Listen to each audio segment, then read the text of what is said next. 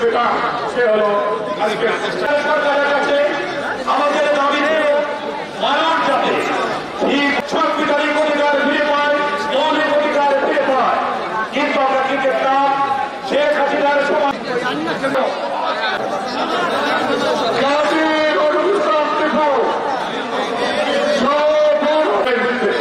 সে সময় সামনের সারিতে 1971 সালে লাখো প্রাণের বিনিময়ে বাংলাদেশের স্বাধীনতা পেয়েছি। আবার আমরা স্বাধীনতার যে মুক্তিযুদ্ধের যে চেতনা, সে চেতনাগুলো না পেয়ে আমাদের দ্বিতীয় মুক্তিযুদ্ধ করতে হয়েছে। আর এটি হচ্ছে জনগণের যে ক্ষমতা, স্বাধীনতা, যে তার প্রত্যক্ষ ভোট দেওয়ার ক্ষমতা, সেটিকে রহিত করে দেওয়ার ফলেই তারা তিনটি সময়ে 3টি টার্মে তারা জনগণের ভোট কেড়ে নিয়ে গেছে। আমরা ভোটে দাঁড়াতে পারছি, কিন্তু আমরা জনগণের কাছে দিতে পারি না। আমাদের বিভিন্ন অঞ্চলে বিভিন্ন জায়গায় তারা বিভিন্ন দুঃশাসন, ভোট কারচুপি এবং রাহাজানি, ব্যাংক লুট,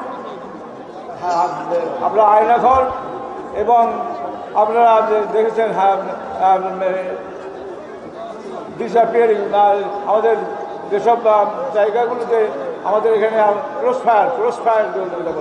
ক্রস ফায়ার হাজতে জেলখানায় সাজা দেওয়া, বিভিন্নভাবে এগুলো করেই তারা ক্ষমতা থাকে। কোনো সহযোগিতা এদেশে পাচ্ছি না। সে হাসিনার চিতানগর শান্তিতে খেয়ে পড়ে থাকতে পারবে। এদেশের সমবেত ভাই বোনেরা, আমি আপনাদেরকে জাতীয়তাবাদী দল বিএনপির প্রচার পক্ষ থেকে, আমাদের নেতা জনাব তারেক রহমানের পক্ষ থেকে, আপনারা জানেন বিগত সরকার শেখ হাসিনার সরকার নির্যাতিত নিপীড়িত হয়েছে। এদেশের প্রশাসনকে একটি জনগণরা জনগণের প্রত্যাশা, দ্রব্য মূল্যের যে ঊর্ধ্বগতি, সেটা সহনশীল পর্যায়ে চলে আসবে। সুতরাং আমরা আপনাদের কাছে শুধু এটুকুই দাবি করব,